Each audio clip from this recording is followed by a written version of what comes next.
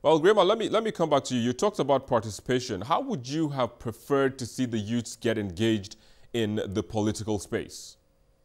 Well, Nigerian youths are already in the political space, only that chose to be stooges and puppets of their godfathers. They're already in the political arena because when you look at all our political parties have been occupied by youths. Only the principal officers are not youths because the youths chose to be puppets and stooges. So the only way the youths will rise up to the expectation is by challenging the status quo, going against the establishment of the party, and introduce new ways of doing things in the political party system. And Nigerian youths must feel, must know that they are equal to the task. They are also eligible to become leaders. We have been seeing a lot of programs like this all over the world. We have seen the one of Macron. We have seen the one of Austria. A 31-year-old boy is the president there. So we have even seen that in this country in the past, where the state I came from, Mohamed Gwani, in 1979, through the Borno youth movement. It was a youth movement. They gathered themselves.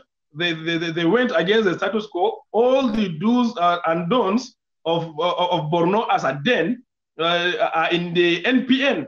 So only the youths, most of them are below the age of 30. They gathered themselves, they came together, they formed a movement called Borno Youth Movement. Later on, they adopted the Great Nigerian People's Party, and they brought out Gwani, contested against the IG of Inspector General of Police as a den. The immediate Inspector General of Police as a den counsel him. So he was the gubernatorial candidate of the NPN, and all the ruling class and all the wealthy people in our state were supporting him. And Gwani has only the youth, and he was only 36 years as at that time, and he won the election. So we have seen it in Kano, Rimi. We have seen it in a lot of places. So the youths are already in this space.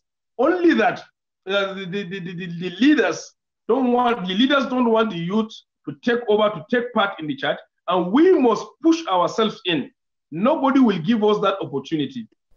Well, Victor, let me come back to you now. Do you think leadership in entrepreneurship and the private sector can be transferred to the political space? The truth is that leadership is leadership. The only difference is, or that occurs, is that you know how to maneuver it depending on the platform where you operate. So that's why the whole essence of leadership goes into charisma and information, or let me use the word capacity and character. So it doesn't matter what your age is, if you have these two, and character especially, and the capacity to deliver, I think no matter where you are, you will perform. And that's why even I have utmost belief in the ability of the Nigerian youth to perform, because we've seen Nigerian youths do different and do great things in other fields. The question has been why have they been shy of venturing into the political system? But like we have said, education and talking about it on a broad spectrum of how, number one, to inculcate and imbibe good value systems, because, for example, our nation will never change if the values that run it does not change. So will it be safe now to say that you want to see the youths take over immediately? Yeah, we're not saying we're getting rid of the elders completely. What we are saying is that there should be some synergy.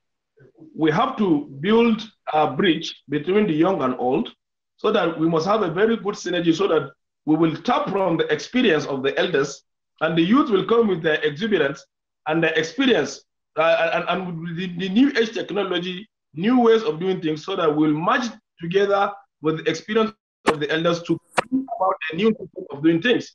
And we must understand one thing clear, that we are not saying all the youths are the only option, or they are the best in the country.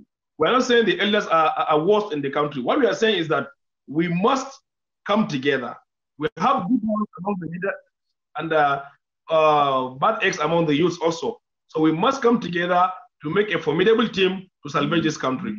Well, let's wait and see if that collaboration will happen and bring about the desired result. But I have to end the conversation here. Thank you for joining us on the program today. We'll take a quick break and we'll be back shortly.